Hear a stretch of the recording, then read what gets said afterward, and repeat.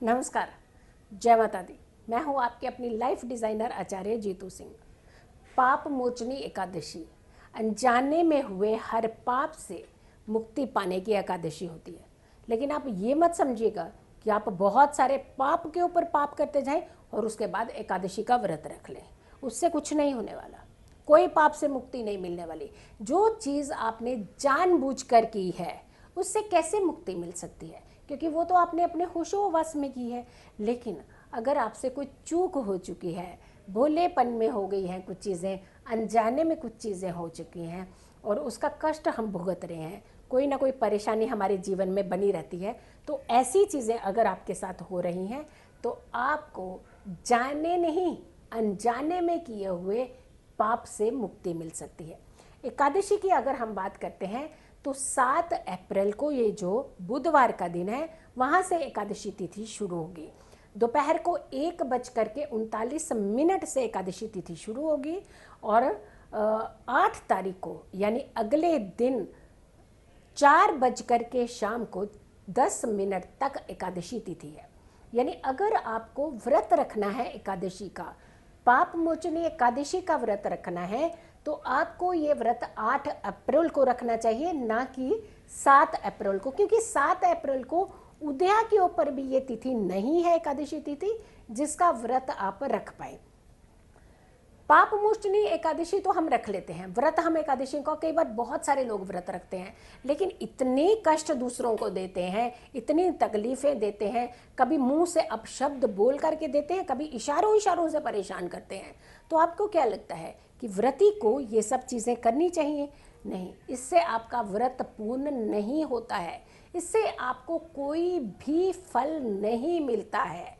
और हमेशा याद रखिए, जब भी आप व्रत रखते हैं, ना आपने दूसरों को अपशब्द कहने हैं, ना किसी के प्रति अपने द्वेष रखना है, ना ईर्ष्या रखनी है, भगवान की भक्ति करनी है। दूसरों को अपशब्द बोलने से बिल्कुल दूरी बना करके रखनी है, तभी आपका ये व्रत सफल होता है।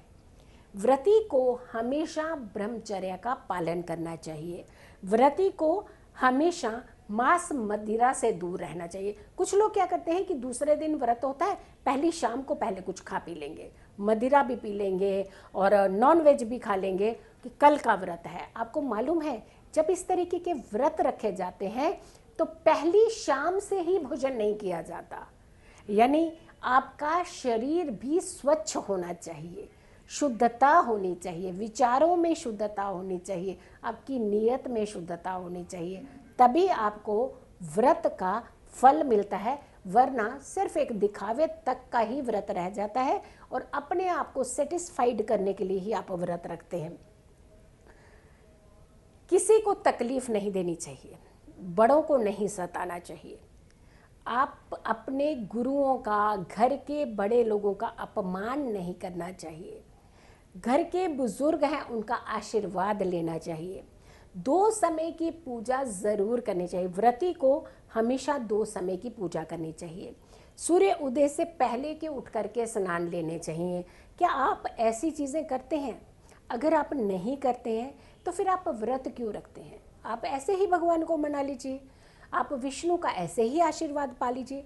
देखिए, जब भी कोई चीज़ करें, या तो आप करेक्ट वे में करें या फिर आप ना करें तो ज़्यादा बेटर होता है। हम हमेशा इनकरेक्ट चीज़ें कर देते हैं, गलत चीज़ें कर देते हैं, जिसका इम्पैक्ट हमें ज़्यादा भुगतना पड़ता है। इससे बेटर है कि आप व्रत मत रखिए, विष्णु की आराधना खूब सारी कीजिए, विष्णु मंत्र के जाप कीजिए और आप विष्णु स्तोत्रम पढ़िए। आप उससे आपको बहुत ज़्यादा अच्छा फ़ायदा मिल सकता है। पूजा के समय ये ध्यान रखिएगा, पूजा के समय आसन ज़रूर होना चाहिए जब भी आप ये पूजा करें, क्योंकि कई बार क्या होता है कि घरों के अंदर कारपेट बिछे होते हैं, हम लोग कारपेट पे बैठ करके ही पूजा कर लेते हैं। कारपेट आपकी शुद्धता नहीं है, उस पर दिन भर आप कदम लेकर के चढ़ते हैं, लेकिन जो आपका खुद का पर्सनल आसन होता है उसके ऊपर ना तो किसी के कदम चलते हैं, ना आप इवन के पैर रखते हैं, उसे हर दिन पूजा जाता है। जब भी आप किसी पूजा को करने लगते हैं उसे प्रणाम करते हैं, जब आप पूजा को छोड़ते हैं तब आप उस पर प्रणाम करते हैं। तो सोचिए, जितनी पूजा आप दिन भर करते हैं वो सारी एनर्जी आपके आसन पर होती है।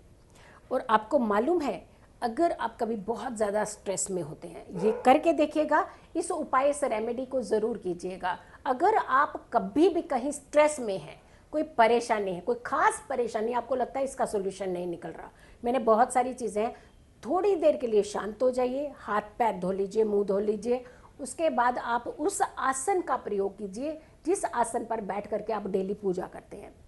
उस आसन को रखिए, उस पर कुछ क्षण बैठ जाइए, ध्यान लगाइए भगवान की तरफ। 5 मिनट के लिए आप सिर्फ और सिर्फ 5 मिनट के लिए आप सरेंडर कीजिए। 5 मिनट के बाद आपको जो एनर्जी मिलेगी वो वाकई ही काबिले तारीफ होगी। अमेजिंग एनर्जी मिलेगी आपको वो स्ट्रेस दूर हो जाएगा, आप बहुत ही लाइट फील करने लगेंगे। सारी जितनी नकारात्मक आपके ख्याल आ रहे होते हैं, नेगेटिव आपके माइंड के अंदर कुछ ख्याल आ रहे होते हैं, वो सारे दूर हो जाते हैं। तो इसीलिए जब भी आप ये व्रत करते हैं, पूजा करते हैं, तो आसन का प्रयोग ज़रूर करें। अगले दिन, एकादशी के अगले दिन आपको दान दक्षिणा ज़रूर देनी चाहिए। पूजनीय ब्राह्मण को भी दान दे सकते हैं और ये दान आप ज़रूरतमंद लोगों को भी दे सकते हैं। निराहार को भोजन करवाना बहुत उत्तम माना जाता है एकादशी रखने वालों के लिए। आपको एकादशी के उपरांत दूसरे दिन आपको भोजन ज़रूर कराना चाहिए ऐसे व्यक्तियों को जिन्हें वाकई ही अन्न की ज़रूरत है। आप अन्न का दान, वस्त्र का दान, दक्षिणा का दान, आप सारे दान दे सकते हैं, लेकिन आपको सबसे पहले सात्विक रहना है, शुद्धता बना करके रखना है। माइंड की शुद्धता, आपकी बॉडी की शुद्धता, आपकी आंतरिक शुद्धता, ये बना करके रखिए। तब आप एक कल्पना कर सकते हैं कि जितने भी आपके अनजाने में कुछ पाप हुए हैं, अनजाने में कुछ चीज़ें आपसे हो गई हैं, उससे मुक्ति निकलने का द्वार आपको मिल जाएगा। तो देखा आपने कितनी अमेजिंग आपके पास एक एनर्जी आ सकती है पाप मोचनी एकादशी का व्रत करने से। अगर आप लोगों ने अभी तक मेरे चैनल को सब्सक्राइब नहीं किया है तो ज़रूर कीजिएगा। इस वीडियो को ज़रूर सब तक पहुंचाइएगा और ये वीडियो के माध्यम से आप भी किसी दूसरे का भला कर सकते हैं।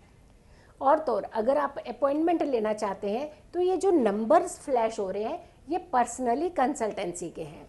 अगर पर्सनली कंसल्टेंसी लेनी है, आपको निजी तौर पर अपनी कुंडली दिखानी है, तो आप इन नंबर्स पर कॉल करके अपनी बुकिंग करवा सकते हैं और पर्सनली कंसल्टेंसी भी ले सकते हैं। खुश रहिए, स्वस्थ रहिए, पॉजिटिव रहिए। पॉजिटिव रहते हैं तो हर समस्या से हम दूर रहते हैं। जल्दी हाजिर होंगे एक अच्छी वीडियो के साथ, तब तक के लिए नमस्कार।